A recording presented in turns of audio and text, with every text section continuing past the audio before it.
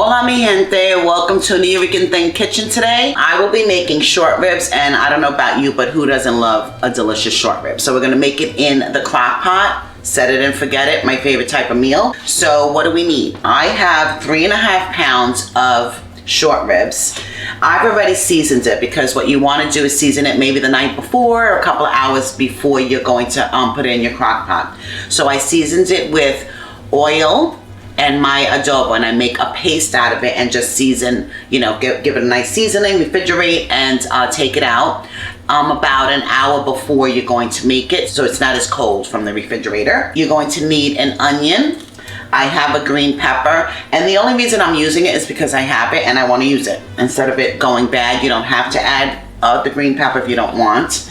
We're going to need some red wine, of course, some sazon. I'm adding some carrots because I had them in the fridge. I don't always add them, or you can add even potatoes if you have any. You could put that in there as well. You don't have to, not necessary. Then you're also going to need flour, because what I want to do is I want to dust the short ribs with flour and then fry them up a little bit just to sear them and sear the flavor in there. You're also going to need 4 ounces of tomato sauce, or you can use your tomato paste, but put about 2 tablespoons of tomato paste, and 2 tablespoons of some homemade sofrito. Of course, if you don't have the recipe, you know it's online, right? You can follow up along with my homemade adobo. Don't forget, guys. Did I mention sazon? So I make my own sazon.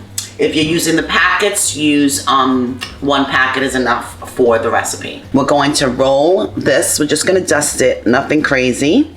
Just going to add a little bit flour to it. And we're going to, because the flour also helps thicken up your sauce when you're gonna, you know, put it in the crock pot, because I like it to be a little bit thick and not too watery.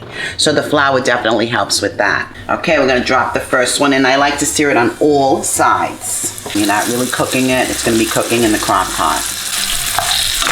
So you see that's a little bit brown there, that's all you want.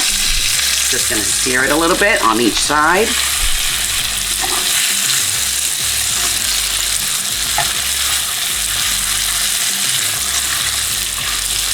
Now I've even done the short ribs where I don't even do this part. I just put it right into the crock pot. So if you're short on time, you can definitely do that as well. Okay guys, see how nice that looks?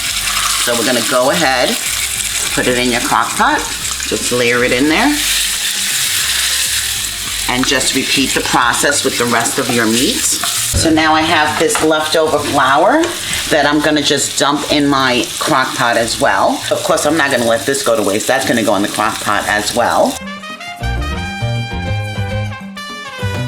So I'm just gonna dump everything in here, guys. This is so easy. This is why I love crock pots.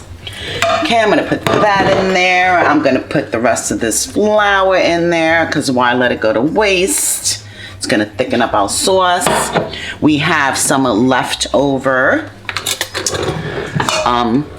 of our adobo that we seasoned meat with, so we can't let that go to waste, obviously.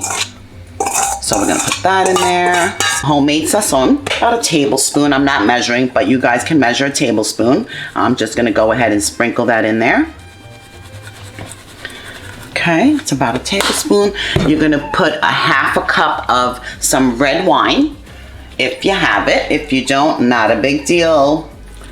You know why? Because cooking should not be stressful. It should just not. Okay, so we're doing that. I'll have to take a sip later, but it's kind of early in the morning. Then we're going to add 4 ounces of tomato sauce, which I have here. I actually freeze my extra tomato sauce so I don't have to throw it away. So this is a little bit frozen, which it's fine. So this is about 4 ounces of some tomato sauce. Again, if you have tomato paste, go right ahead and add 2 tablespoons of that. And then of course you have to add sofrito. I do make homemade sofrito and I freeze it so that I always have some. And then what you want to do is add water. So we're gonna go ahead and put it in the crock pot.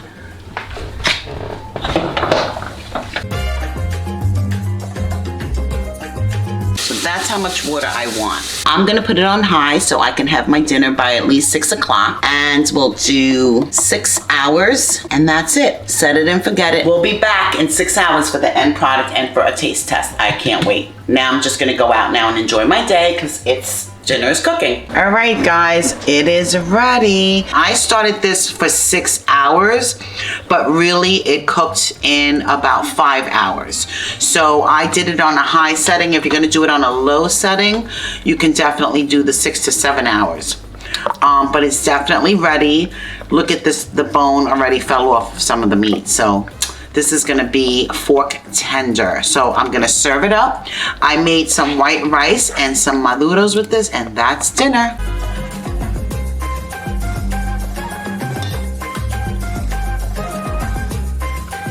Oh boy, this looks delicious and it smells even better. Get some carrots in there. Onions. Wow. That's gonna be delicious. I think the boys will be happy with dinner tonight. Look at that deliciousness. Okay guys, look at how it's just falling off, okay?